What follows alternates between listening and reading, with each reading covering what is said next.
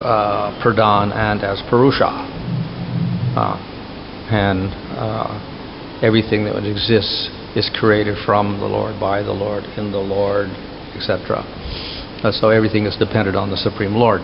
So this is the further expansion of that principle of how the Lord creates or manifests everything, and particularly of the material world.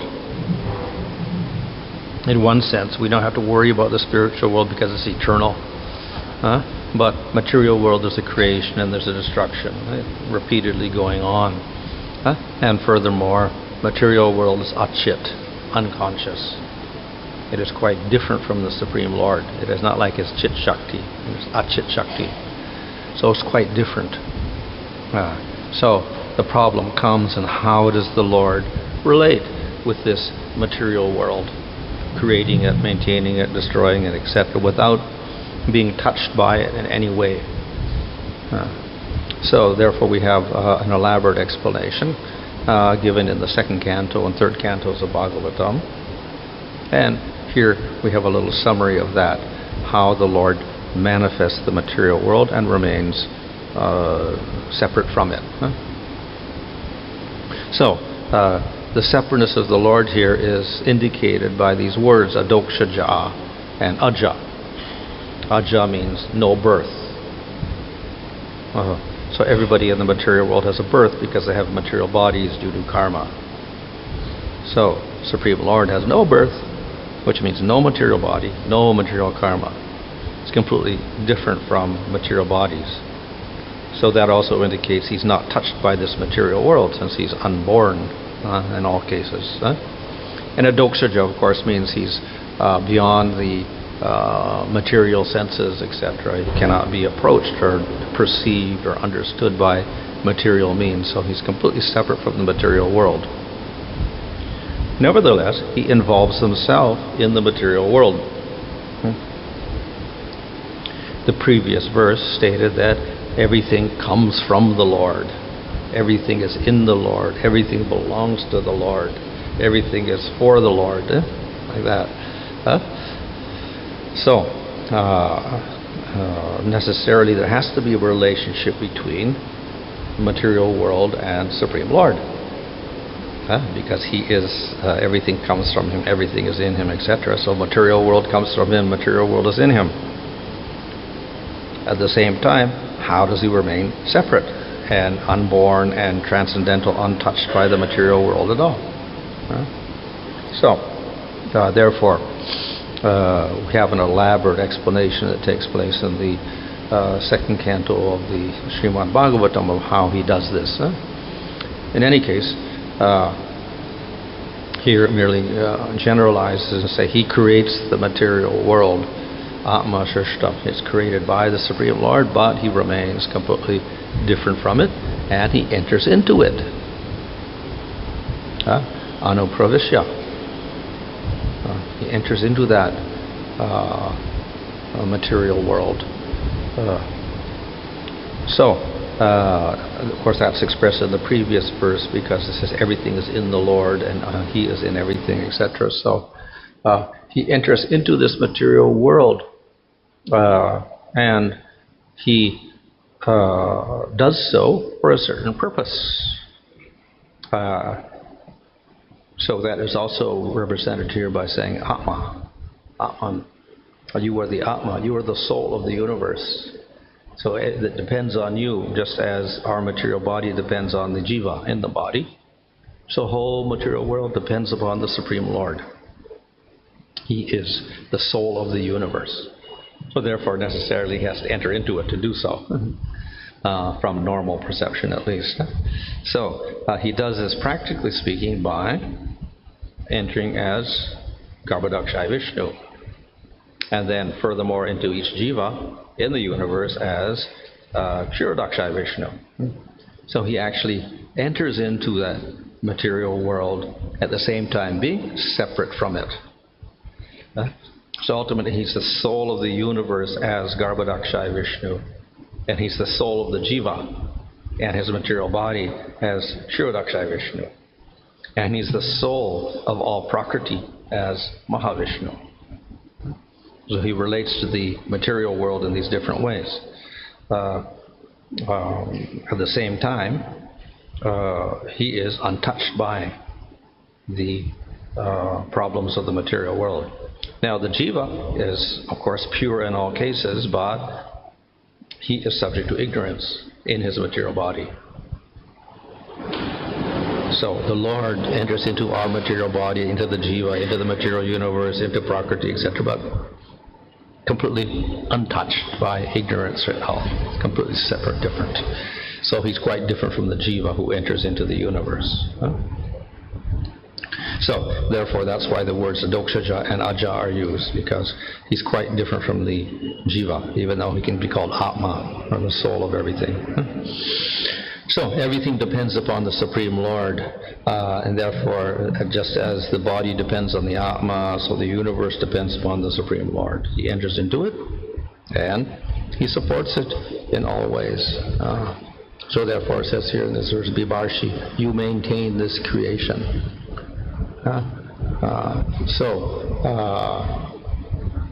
You are the jiva of the universe. You give life to the universe. You're the prana of the universe. It only operates because of Supreme Lord. In the second canto,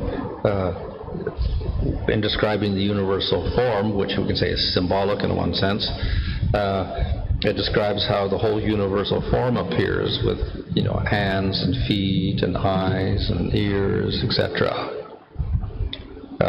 And the devatas of the senses are there, but then the body can't operate. And then finally, the Supreme Lord enters into that body as the Atma of that universal form, and it begins to see and move and operate its senses properly. So, though we have a soul within the body, and say because the soul is there, therefore we can do our activities. Actually, Paramatma is in the jiva. That's what's doing everything ultimately. If the Paramatma is not there, the jiva can also not do anything. So it is the Paramatma that gives the power to the jiva to pervade his body and do all these different things. In other words, consciousness of the jiva and all of his actions and all of his properties are dependent upon the Supreme Lord, ultimately. So he is the soul of the soul, the soul of the universe. So this shows the dependence of everything on the Supreme Lord. So just as we do activities within our body for a certain purpose, we're ultimately doing this because it's the desire of the jiva to enjoy. So he does different activities using his body and his senses and his mind and intelligence in order to get some satisfaction. Ultimately, it is coming from the jiva. So the jiva is the source of inspiration for all the activities of this material body. So ultimately, again, we say it ultimately comes from Supreme Lord. He's the one that gives the jiva the energy to do all of this. So he's behind everything in the material world. He is the one that maintains this material world, just as we can say the jiva maintains the material body. So behind that is Supreme Lord. So everything the Supreme Lord ultimately is maintained by. Everything in the world is maintained by the Supreme Lord. So the whole universal form, which is the whole universe made up of a body, is ultimately dependent upon Paramatma, source of life of the whole universe. So in this way we have the dependence of whole creation upon Supreme Lord. It is created by Him. It comes from Him, and it is for His purpose. He is directing everything ultimately in the material world because He has a purpose for creating the material world, etc. So, in this way, He has complete control over creation, maintenance, and destruction of the material world. But He remains completely separate from it. So how is it possible? One, of course, is that it's the nature of the Lord, that he can do anything, and he's always completely uncontaminated, always pure. He's not like a jiva. Secondly, of course, these are expansions. So actually the Supreme Lord, in his completely joyful state, is not even in the material world. He's got nothing to do with the creation of the material world.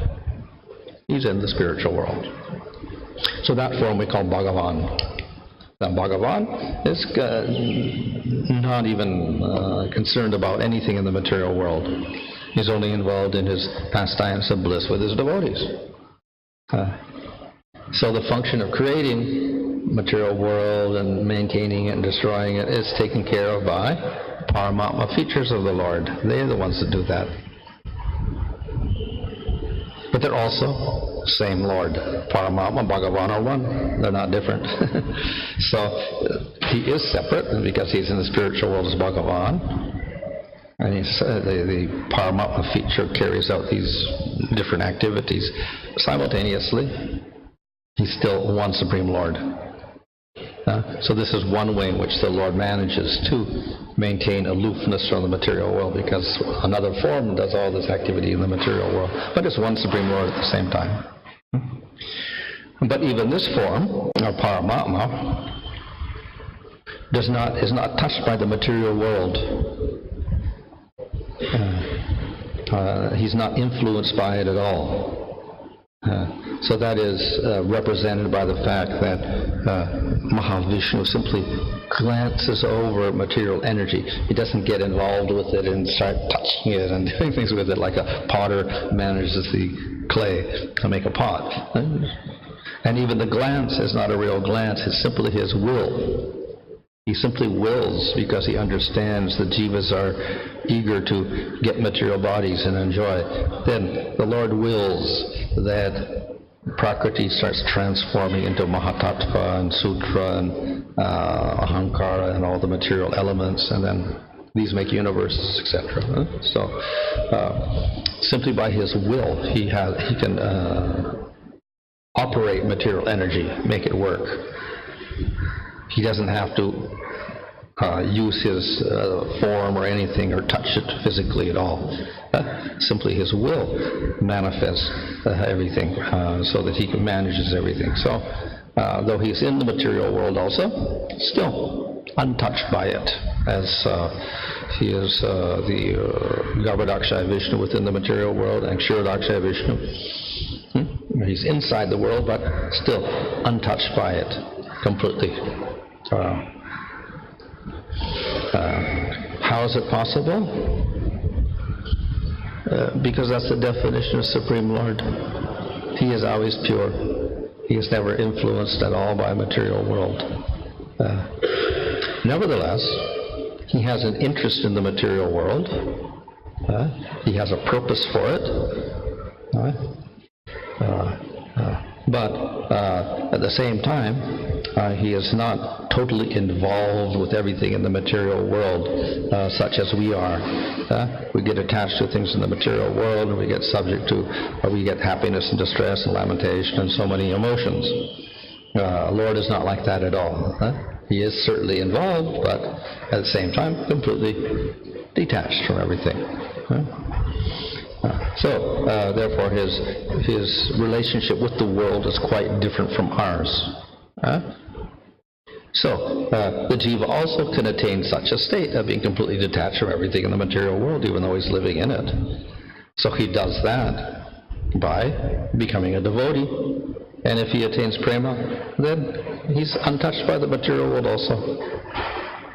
So it's possible even for the jiva to get beyond the influence of the material world.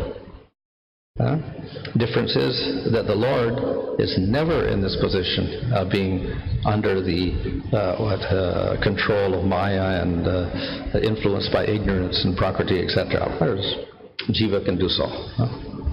But the jiva also can get out of this position completely. How? Mercy of Supreme Lord.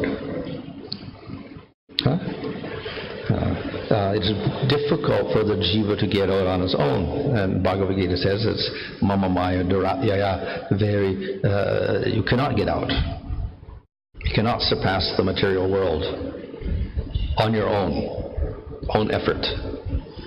That's why it's very difficult for the Gyanis and Yogis to try to get out on their own. Even then, they can only get out and get liberation by mercy of the Lord.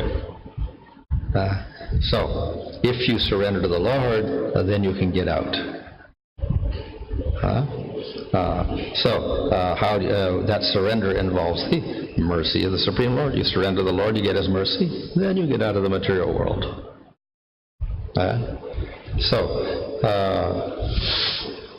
You can get out in two ways. Through jnana and yoga, with a little surrender and a little mercy, and you get liberation.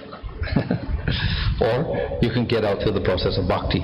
In that surrender, you surrender completely, no mixture of anything else, no other desire. And you also get out of the material world, you get mukti, but you also end up in the spiritual world in an eternal relationship with the Lord. So that's a superior type of liberation. So it all depends on the mercy of the Supreme Lord. So the Lord creates the material world and puts everyone all the jivas in the material world. And even to get out of the material world, jivas cannot do it on their own. They need the assistance of the Supreme Lord. To get to the spiritual world, we need the assistance of the Supreme Lord. Jiva cannot do anything on his own.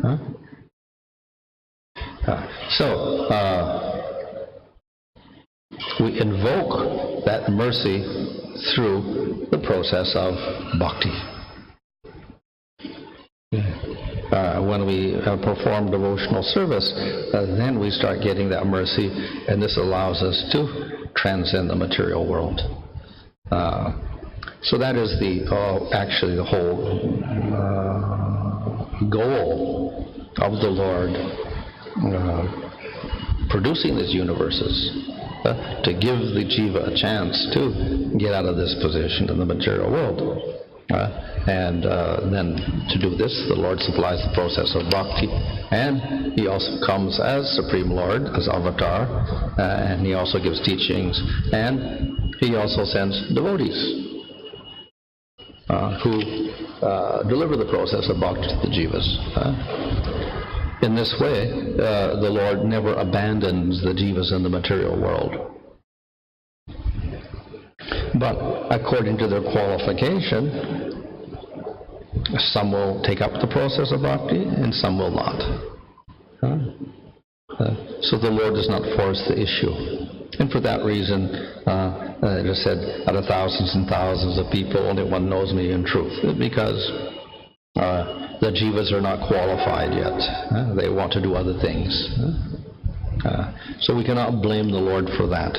That is the choice of the jiva. So the Lord makes this material world with His own purpose in mind. He does not interfere with the desires of the jiva. At the same time, He makes an arrangement for the jivas to reach perfection by taking to the process of bhakti. And He also supplies other processes, jnana yoga, karma yoga. And if you don't want to do that also, then He just gives you karma, and He'll take care of you. So in this way, the Lord has whole sorts of arrangements in this material world for all sorts of jivas according to their qualification. And it's all nicely arranged by the Lord under His various representatives, the devatas and the devotees, etc.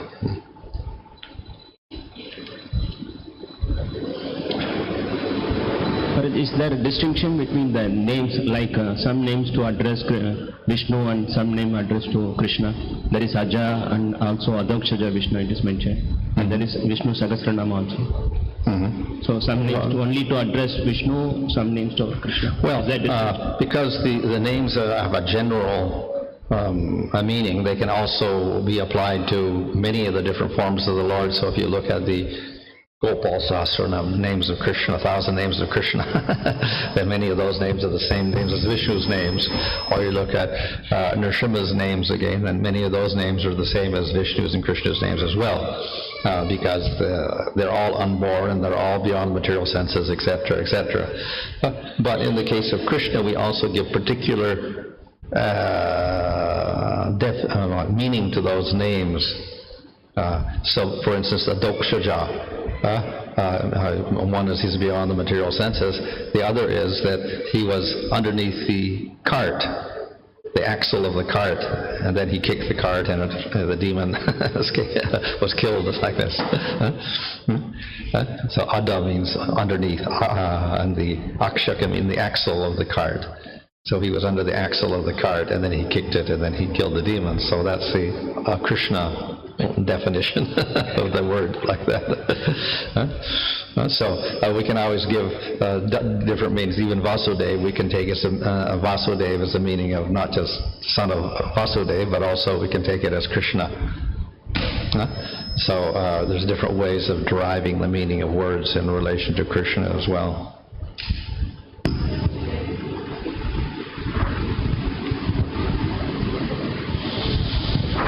Regarding this names, Maharaj, like they say, like Krishna and Shiva and Brahma, Indra, these people's names are exchanged sometimes. Like Mahadeva, Indra, Rudra, they are also referred to Krishna also, except the name Narayana. But there is also, like, in this Siddhanta Ratnam, it also says Brahma, named as Narayana, did the creation. So why does it come like that, Maharaj? Brahma, named as Narayana, did the creation of the universe. Brahma's name is Narayana. Brahma, named as Narayana. So usually it's told, like, the names of Shiva, Vishnu and Brahma, they are interchanged. Sometimes they refer. Well, because names have a general meaning. They can always, as I say, we can use the Aja, and we can refer to Krishna. We can even refer to Shiva as Aja because he's unborn. He's not got a material body. So in that sense, we can have 1,000 names of Shiva. Many of them would also be names of Vishnu. And even Shiva's name is one of the 1,000 names of Vishnu.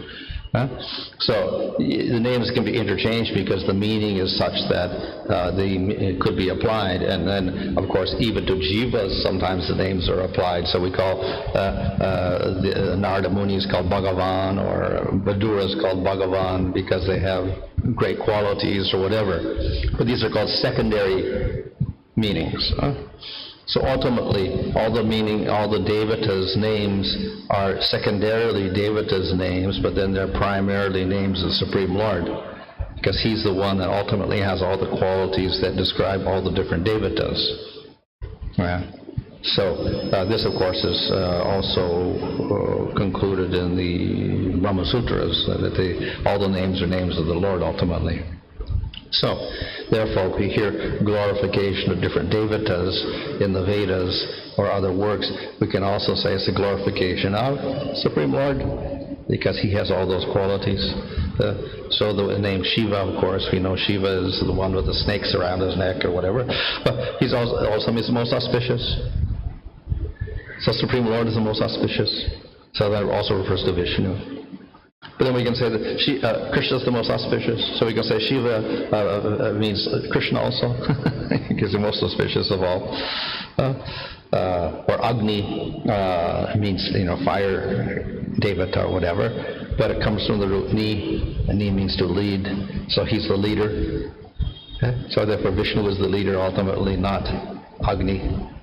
And of course, if we say Krishna, he's the leader. He's the Swayam Bhagavan, so he's the topmost form of Bhagavan, so he's also Agni in that sense. So everything can be applied. Relatively, we can stick the names on a lower level or a higher level. But we have to be very clear when we use those names, who we're referring to. All right. Does the jiva only transmigrates to the spiritual world when he attains prema, or below also he can transmigrate? Who? Jiva.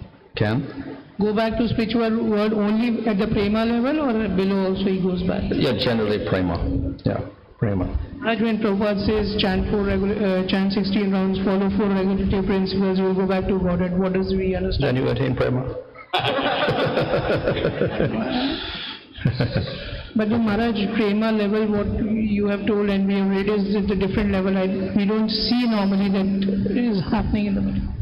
Yeah, it's quite rare in that sense. But we see, for instance, Chaitanya Charitamrita, everybody suddenly develop prema, or whatever like that. So by mercy, of course, it can also develop in cases.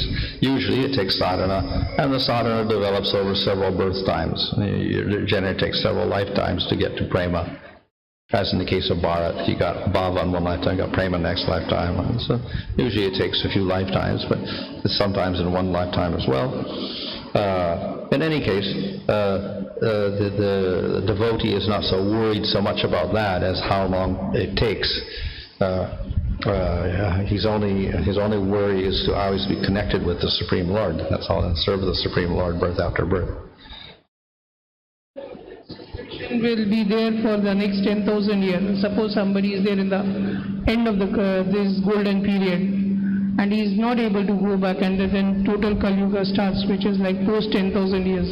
What will be his situation then? Well, it's even after that, it's not that bhakti disappears completely, it's just less prevalent, that's all. So it might be more difficult to do because it's less prevalent, but nevertheless it continues. What is in the verse last, this line is stated aja. This aja can be applied for the living entities also, because ultimately they are also aja. Well, the jivas are on. Yeah. Jivas are aja. But in the sense that the Lord has a body, but that body is unborn. So the jivas have a body, but that body is born. So here considering but of course, if the jivas in the spiritual world, he's also aja. He has no birth in the spiritual world. And another thing, Maharaj, you have explained regarding this material world is for the purpose of the Supreme Lord He has created. So, but we see that this material world is like a place for the purification of the living entities. Here living entities getting more benefit. That means ultimately Lord's, if it is for the benefit of the Lord, that means Lord's want more and more jiva in the spiritual world for His pastimes. Yeah, we can say that it's an aspect of His compassion and His bliss. So if a jiva attains a position in the spiritual world, then that, of course, is by the mercy of the Lord. That's a show of His compassion, and then that increases the bliss of the spiritual world, because the jiva is blissful there, and the Lord is more blissful. So that means, can you say that if Lord doesn't show some compassion to in this material world, that means He's lacking something? Because He wants something more and more pleasure. That's why He wants more and more living from this material world. The Lord has His particular qualities, just like He has affection for the devotee and other qualities, etc. And we consider that's a fault. The Lord has attachment to His devotee. Why He should be attached to anybody? And why He has dependence? Why He comes under control of the devotee? Again, a fault. But these are only signs or symptoms of His affection. So we can say affection is also a bad quality because it creates attachment and bondage. But if we say that, then we have to have a perfect Lord who's completely indifferent to everything. That would also be a fault. He doesn't care for anything. He doesn't care for any of the devotees, any of the jivas, nothing. Then that would also be a fault. So the Lord has affection. It is not like material affection, which is based upon bodies and self-interest, etc. It's actually part of the internal Shakti of the Lord, an expression of His Hladini Shakti, his bliss Shakti. So He gets bliss how? Through rasa. And rasa means relationship with others. And that relationship is, rasa is a relationship of affection. And that means the Lord shows affection and the jiva shows affection. So both show affection. So if we criticize the Lord for that means we can't have a spiritual world at all. The Lord should be devoid of Shaktis, then we end up with Brahman. Huh? So when we accept the form of the Lord, who's blissful, etc., and we accept the spiritual world, etc., then we have to accept everything that goes with it, all of his manifestations through his various Shaktis, like Pladini and Samvit and Sandini Shaktis. There's another question, like, say, you're explaining regarding this, how the Lord created the material universe, but He's not there. He's not in the material world. That means, can you say that although He creates, but He's not attached to the creation? Yeah. He's there in the sense that he's in Paramatma, and he's in the jiva, and he's outside the jiva, and he's Garbhodakshaya Vishnu. Simultaneously, he's in the spiritual world as Bhagavan. Huh? So he's here, and we can say he's unattached in one sense. At the same time, he's not completely unattached, because he fulfills the desires of the jiva in the material world. He fulfills their desire for liberation or bhakti or whatever. So he's not completely detached also. Huh? Then how can we say that He's not there if He's not attached? Huh? How can we say that He's not there if He's not attached? Not. If He is unattached, now how can we say that He's not there in the material world? But He is there. Yeah. Well, he's there. It's the nature of the Supreme Lord that he can be contrary states. He can be here and not there. He can be outside and inside. He can be all there. He can do that. In fact, the Lord doesn't have to be here at all. And he can make it all go on by himself anyway. He can do that also.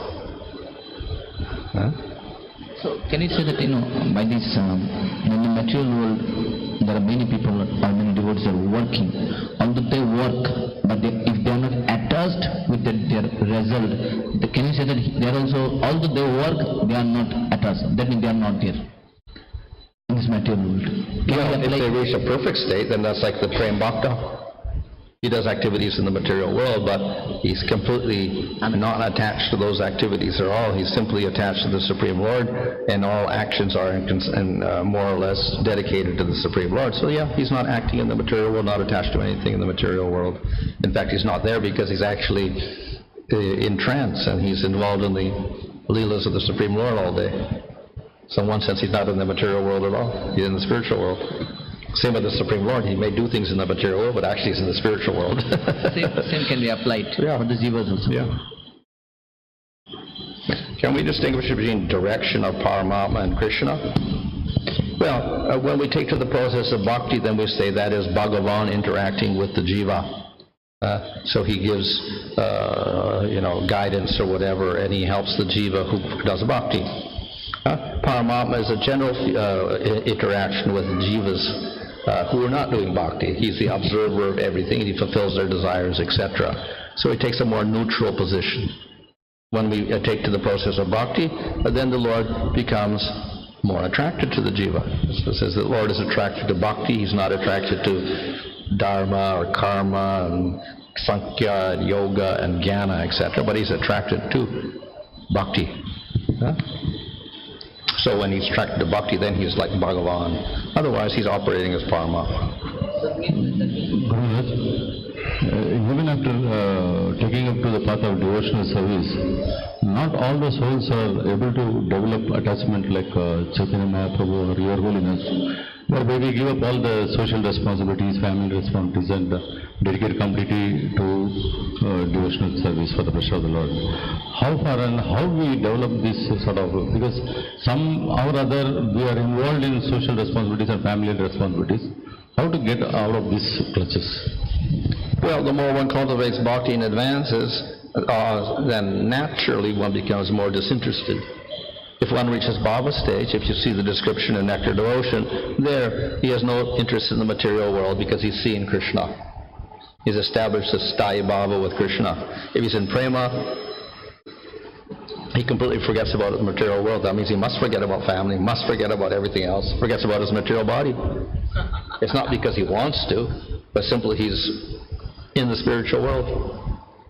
So renunciation of material world completely, it takes place automatically with the development of bhakti. Then what is the role of sadhana in that? The role of sadhana in developing vairagya or detachment? Well, our goal is not vairagya. Our goal is attachment to the Lord. And we do everything favorable for that. It may include some detachment from material things. And in sadhana, of course, we do sadhana in order to get to that level.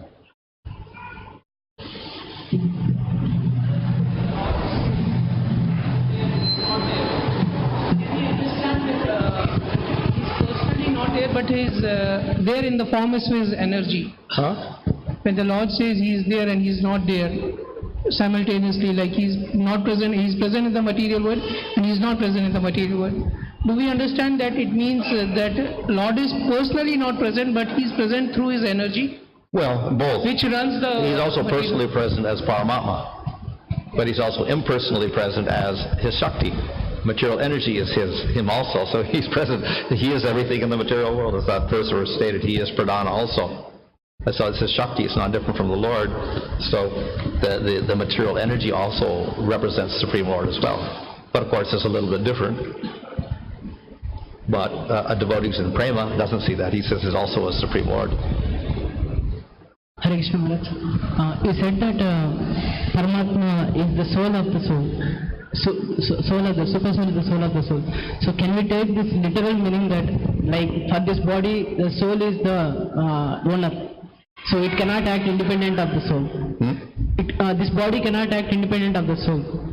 So, like in the same way, soul also completely dependent on the super soul. Means he doesn't have any independence, just like this body. Well, he hasn't got. The Lord gives him some independence. But it's dependent on the Lord. That's all. Chandra Srimad Bhagavad Gita